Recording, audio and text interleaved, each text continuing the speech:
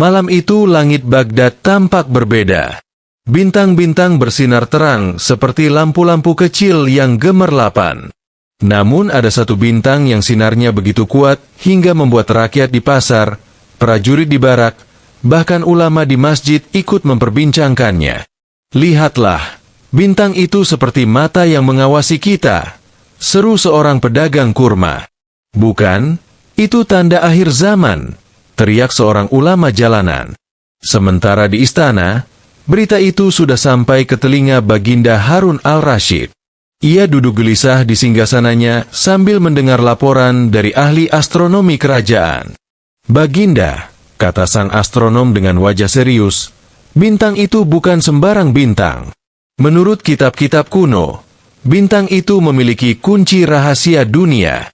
Bila kunci itu didapat, seluruh rahasia manusia akan terbuka. Baginda langsung bangkit. Apa maksudmu rahasia manusia? Artinya, Baginda akan tahu siapa yang jujur, siapa yang munafik, siapa yang benar-benar mencintai Baginda, dan siapa yang diam-diam menusuk dari belakang. Semua menteri yang hadir langsung pucat pasi. Keesokan harinya, Baginda mengumpulkan semua pejabat, ulama, dan penasihat. Ia mengumumkan sebuah titah. Siapapun yang bisa mengambil kunci bintang itu dan menyerahkannya padaku, akan kuberi emas seberat unta. Tetapi siapapun yang gagal, akan kukirim ke neraka dunia, yaitu penjara istana. Suasana langsung mencekam. Para ulama saling pandang. Para menteri pura-pura sibuk melihat sandal, dan para penasihat mengelus jenggotnya dengan panik. Seorang menteri yang licik lalu berbisik pada raja. Baginda, hanya ada satu orang di Baghdad yang bisa melakukan hal mustahil seperti itu. Abu Nawas. Raja tersenyum sinis. Ah, dia lagi. Baiklah, panggil Abu Nawas ke istana. Di pasar Baghdad, Abu Nawas sedang asyik menjual lucon kepada orang-orang miskin. Ia memang tidak punya toko, tapi selalu ada kerumunan yang rela memberi koin hanya untuk mendengar tingkah jenakanya. Tiba-tiba prajurit datang membawa perintah raja. Abu Nawas, Baginda memanggilmu sekarang juga. Abu Nawas menghela napas. Sepertinya ada lagi pekerjaan mustahil. Kalau aku berhasil, aku kaya. Kalau gagal, kepalaku melayang. Untunglah aku hanya punya satu kepala, jadi tidak perlu bingung mau yang mana yang dipenggal. Orang-orang pasar tertawa mendengar celotehannya. Setibanya di istana, Abu Nawas langsung menghadap raja. Wahai Abu Nawas, kata Baginda dengan suara menggelegar, aku ingin kau mengambil kunci bintang di langit. Jika berhasil, emas seberat unta jadi milikmu. Tapi kalau gagal, kepalamu akan kugantung di gerbang kota. Semua mata tertuju pada Abu Nawas. Semua ingin tahu bagaimana si jenaka itu menjawab. Abu Nawas hanya mengelus jenggotnya, lalu berkata dengan nada tenang namun menyebalkan. Baginda, saya bisa melakukannya. Tapi saya butuh 3 hal. Sebuah tangga yang panjangnya sampai ke langit, seekor keledai yang bisa terbang, dan sebuah kunci khusus yang Baginda buat sendiri. Istana hening. Bahkan tikus pun tak berani bersuara. Untuk apa semua itu? Tanya raja dengan heran. Abu Nawas menunduk hormat. Baginda, bila Baginda percaya bintang itu punya kunci, maka tentu Baginda bisa menyiapkan tangga ke langit dan keledai terbang. Jika Baginda bisa menyiapkannya, saya akan ambil kuncinya. Seketika, suasana istana pecah jadi kekacauan. Ulama berdebat, menteri saling menyalahkan, dan para penasihat sibuk membuka kitab kuno mencari jawaban. Mana ada tangga ke langit? Mana ada keledai terbang? Abu Nawas berdiri di tengah-tengah hiruk-pikuk itu dengan wajah polos, seperti anak kecil yang baru saja menanyakan mengapa matahari tidak pernah kepanasan. Akhirnya Baginda berkata, "Tunggu, jika memang tidak ada tangga ke langit dan keledai terbang, apa artinya semua ini, Abu Nawas?" Abu Nawas tersenyum lebar lalu berkata lantang. Artinya, tidak ada kunci bintang di langit. Yang ada hanyalah kunci di hati manusia. Kalau hati penuh kebohongan, meski bintang seterang apapun, tak akan pernah membuka kebenaran. Kata-kata itu meledak bagaikan petir. Ulama yang tadi sok tahu langsung menunduk. Menteri yang licik pura-pura batuk. Dan raja terdiam beberapa saat, lalu mendadak terbahak-bahak. Hahaha, Abu Nawas, kau benar-benar membuat kepalaku pening sekaligus terhibur. Dunia memang penuh rahasia, tapi ternyata jawabannya ada di hati manusia sendiri. Semua orang ikut tertawa, tapi di dalam hati, para menteri merasa tersindir habis-habisan. Mereka sadar bahwa Abu Nawas baru saja mempermalukan mereka di depan raja. Raja kemudian berkata, Abu Nawas, kau pantas mendapat emas seberat unta. Abu Nawas pura-pura menolak. Ah, Baginda, saya hanyalah hamba miskin. Emas sebanyak itu tentu berat dipikul. Meski sebenarnya punggung saya cukup kuat kalau disangga sedikit demi sedikit. Istana kembali pecah tawa. Raja pun akhirnya memerintahkan agar Abu Nawas diberi hadiah, meski tidak sebanyak janji awal, karena unta emas jelas terlalu berlebihan. Namun Abu Nawas tetap mendapatkan cukup banyak untuk membuatnya hidup tenang selama beberapa waktu. Kabar tentang Abu Nawas dan kunci bintang menyebar ke seluruh negeri. Dari pasar Baghdad, pelabuhan Basra, hingga gurun Sahara, semua orang membicarakan kecerdikannya.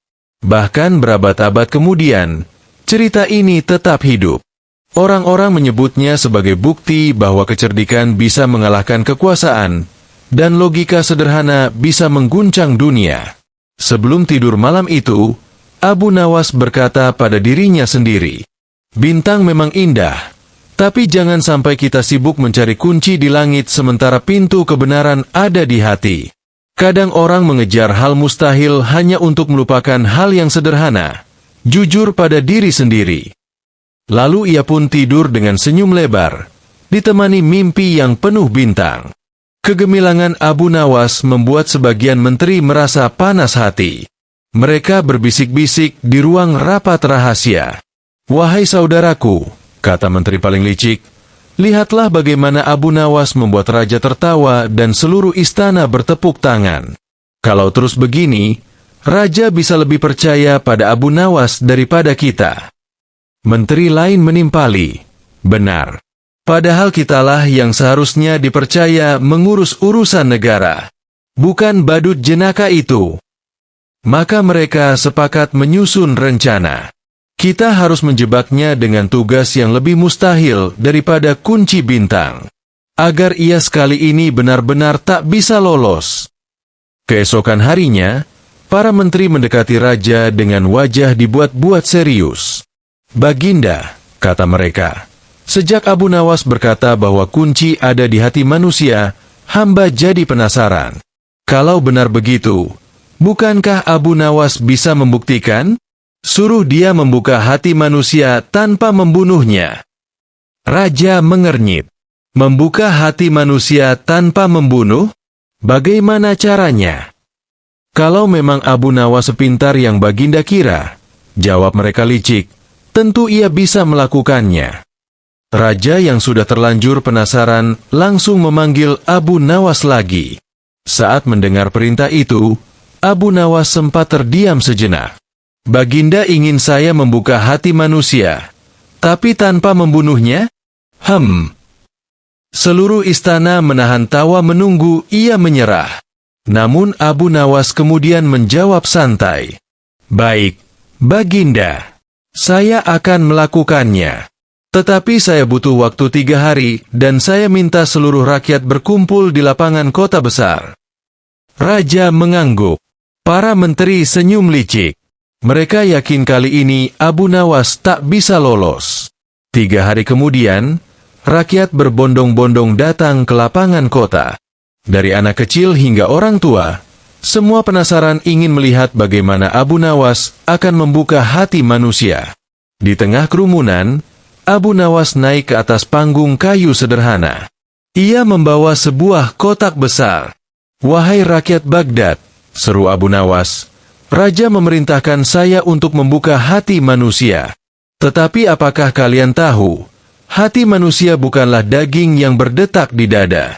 Hati sejati adalah niat dan perasaan. Dan saya akan membukanya sekarang juga."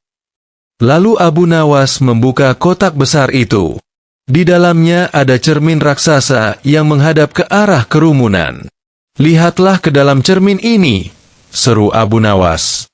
"Siapa yang hatinya kotor, wajahnya tampak muram. Siapa yang hatinya jujur, wajahnya tampak terang. Dengan ini, saya membuka hati kalian semua tanpa melukai siapapun." Rakyat pun bertepuk tangan. Raja tertawa puas. Tapi para menteri justru pucat pasi, sebab banyak orang yang menoleh ke arah mereka dengan tatapan curiga. Raja Harun al-Rashid bangkit dari kursinya dan berseru, "Abu Nawas, kau tidak hanya membuka hati manusia, tapi juga membuka mataku. Selama ini kita sibuk mengupas kulit luar, padahal yang penting adalah apa yang ada di dalam." Para ulama manggut-manggut, pura-pura seolah mereka sejak awal sudah paham. Abu Nawas lalu menambahkan dengan wajah polos, "Benar Baginda, tetapi hati-hati, jangan sampai ada orang yang terlalu sering bercermin, karena bisa-bisa ia hanya sibuk memperbaiki wajahnya, bukan hatinya." Semua orang meledak tawa. Raja sampai menepuk pahanya. Namun para menteri yang iri tidak tinggal diam. Malam itu mereka berkumpul lagi. "Cermin? Hanya begitu." Dan raja memujinya setinggi langit, kata seorang menteri dengan marah. "Kita harus membuatnya benar-benar terjebak. Kalau perlu, kita buat perintah yang bahkan logika pun tak bisa menolongnya." Maka mereka mulai menyusun rencana ketiga. Kali ini Abu Nawas akan diminta membuktikan kebenaran tanpa menggunakan kata-kata. Keesokan harinya, para menteri kembali menghadap raja. Mereka pura-pura serius, seolah memikirkan kepentingan negara. "Baginda," kata mereka, "selama ini Abu Nawas hanya pandai berbicara. Semua orang bisa terpesona oleh kata-katanya. Tetapi apakah ia bisa membuktikan kebenaran tanpa satu kata pun keluar dari mulutnya?" Raja mengernyit. "Tanpa kata. Bagaimana caranya?" "Itulah, Baginda," kata menteri yang paling licik. "Jika ia benar-benar bijak, tentu ia bisa. Jika tidak, berarti selama ini hanya pandai berputar lidah." Raja yang sudah terlanjur penasaran langsung memanggil Abu Nawas lagi. "Abu Nawas," kata raja dengan tegas, "aku ingin kau membuktikan kebenaran tanpa menggunakan kata-kata. Jika berhasil, kau akan mendapat hadiah besar. Jika gagal, hukumannya kau sudah tahu." Seluruh istana menahan napas. Para menteri tersenyum licik. Yakin kali ini Abu Nawas pasti tak bisa lolos. Namun Abu Nawas hanya mengelus jenggotnya lalu berkata, "Baik Baginda, tapi karena saya tidak boleh berbicara, maka izinkan saya memberi jawaban dengan isyarat." Raja mengangguk setuju. Hari berikutnya, istana mengadakan sidang besar. Semua orang berkumpul, ulama, menteri, rakyat pilihan, hingga para pedagang. Abu Nawas maju ke tengah ruangan. Ia menunduk hormat lalu mendongak, memberi isyarat dengan 3 jari. Semua orang bingung. Apa maksudnya 3 jari itu? Salah satu menteri dengan congkak berdiri. Ia menunjuk Abu Nawas dengan 1 jari saja. Abu Nawas balas dengan mengangkat telapak tangan terbuka. Menteri itu berkerut kening, lalu mengepalkan tinjunya. Abu Nawas tersenyum dan merapatkan kedua tangannya seperti berdoa. Suasana menjadi tegang. Semua menunggu raja memberi tafsir.